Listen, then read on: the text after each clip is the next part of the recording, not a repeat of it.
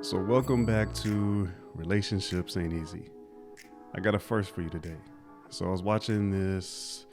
It showed up on my page on YouTube, and the name of the show is Adrian Ross Show, or The Adrian Ross Show.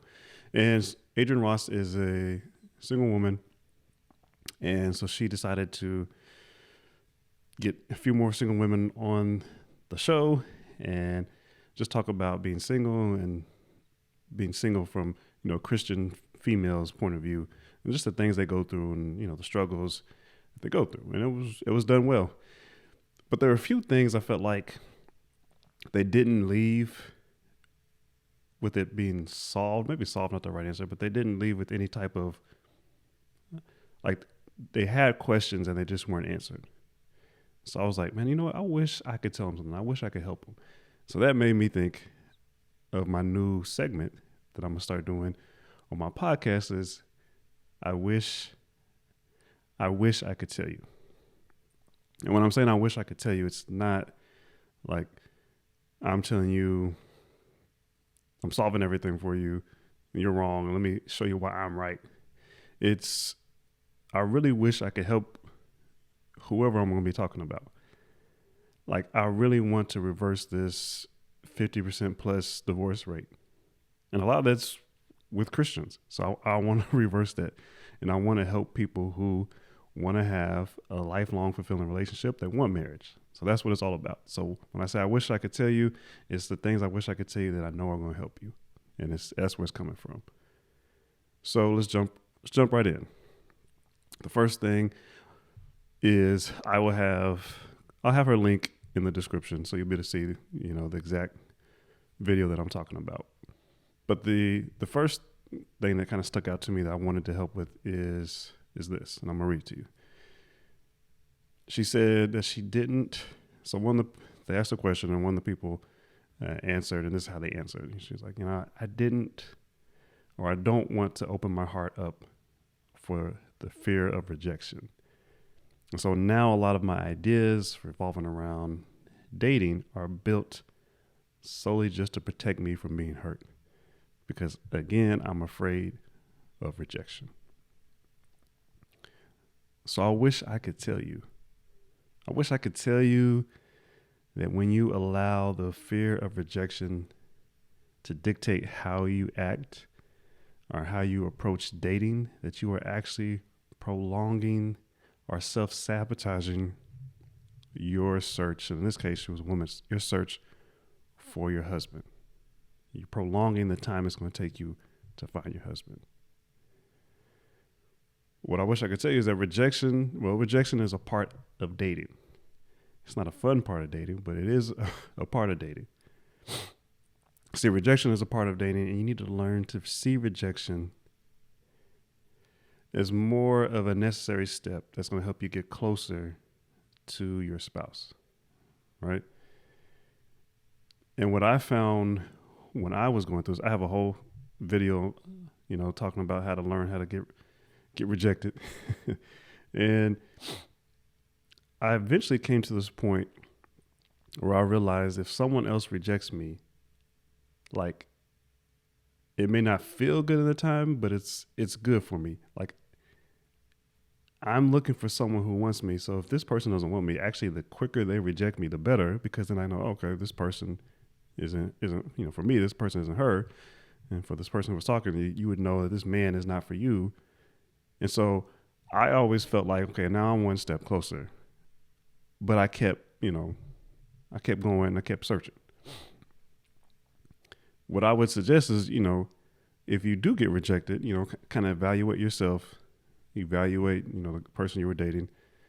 There should be things that you should be able to point out that they did wrong, or maybe they need areas they need to work in. But there should also be areas that you need to evaluate yourself and say, okay, I could have done better here, or maybe I shouldn't have done this.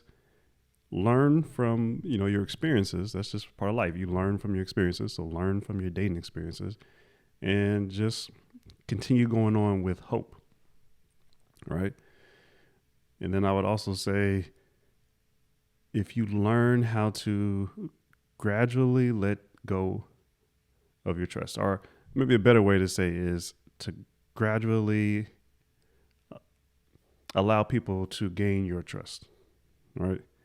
So you give a little bit, watch them, see how they react, and then if they do a good job, give them more trust. Let me give you an example. So, talking to this girl, I wish I could tell you.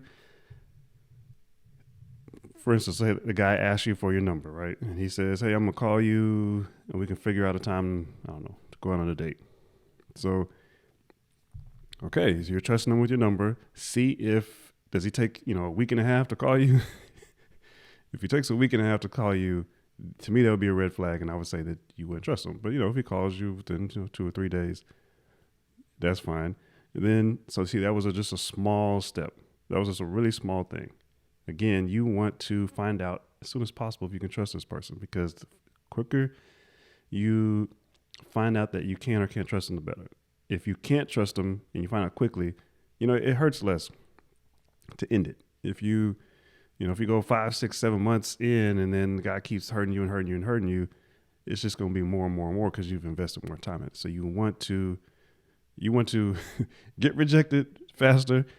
I know it doesn't sound great, but you want to get rejected faster, and you want to, if you find out that there's something, that you don't like about this person, reject them. And when I'm saying rejecting, you don't have to be, rude about it.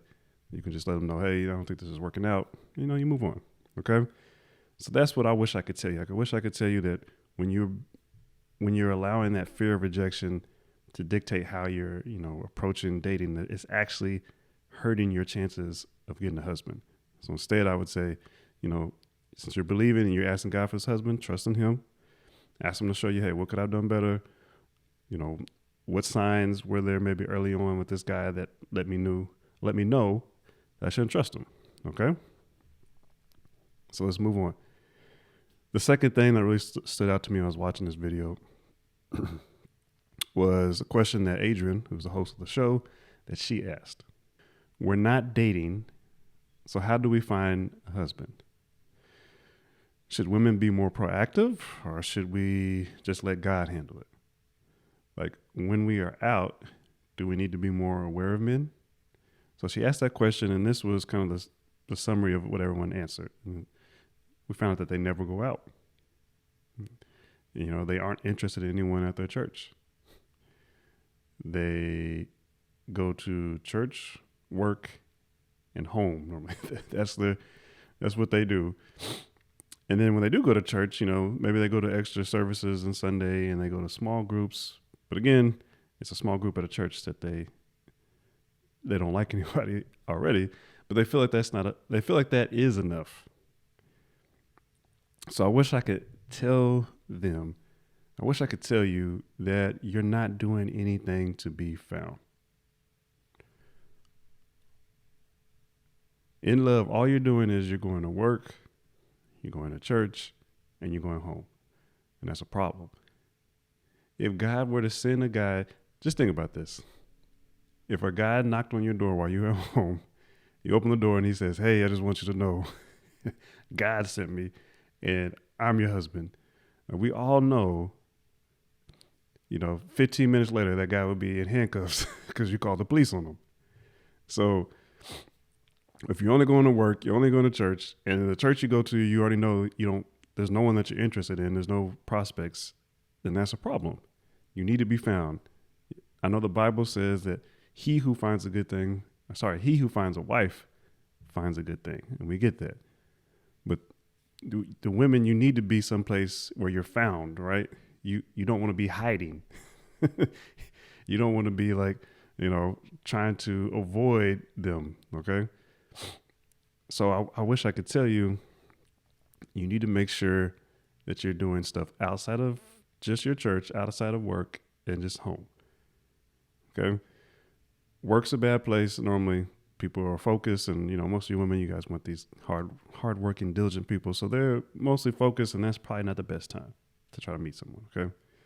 Then church, a lot of times people go to churches where maybe they're smaller churches, or you just say, hey, I know most of the single guys, available guys, and I'm not interested in them. So I would just encourage you, Find other churches.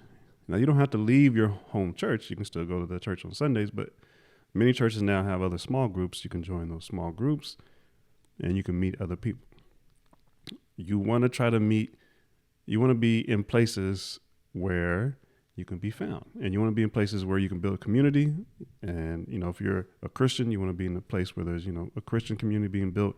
So other small groups is great. You don't want to just be home all the time. So you can find places where, if you have a hobby, if you like running, you can find places to run, but don't just find places to run, women, where it's just other women. When I was single, I used to play a lot of basketball, just pickup games. But I was only playing where it was just other guys. So I was spending all my time away from where girls could find me. And it was partly part of the reason why it took me so long to find my wife, is because I wasn't around, and I wasn't spending enough time around where there were women to be found, basically. You know what I'm saying? So, same thing. Go to these, find a hobby, find a small group at another church. If you really into work, then you can find networking events where it's all about just actually socializing. Okay. And then she said, when we're out, do we need to be more aware of men? Yes. When you're out, you need to be approachable. So I'm not saying that you have to make the first move all the time, but you need to, you need to smile and make eye contact. Okay. The men who are being bold and who are talking to women, that's what they're looking for: smile and eye contact. And you don't have to, don't stare them down. Just quick little eye contact and a quick little smile, and keep moving. And then he should come, if he's interested, and talk to you. All right. You just need to be able to kind of hint to them. So if I could help them out, those are the things I would tell them. I would just say, find a place where you can be found. That would be your job, women. Just find places where you can be found. Find places where there are single men that you want, the type that you're looking for, and places where it's normal for people to get to know new people, and it's all about socializing. That's what you're looking for. So if this has been helpful for you, give me a like, subscribe. And if you know anyone who's, you're like, hey, this could help them out, like I can see this helping out so-and-so or whatever, then go ahead and share it with them. That would really help me out, and let them hear it. Let them subscribe too. Now, if you have any comments, you got any questions, you can leave them, down below. And if it's a good one, I'll probably even make a video just to answer that. But you guys have a good one, and I'll see you later.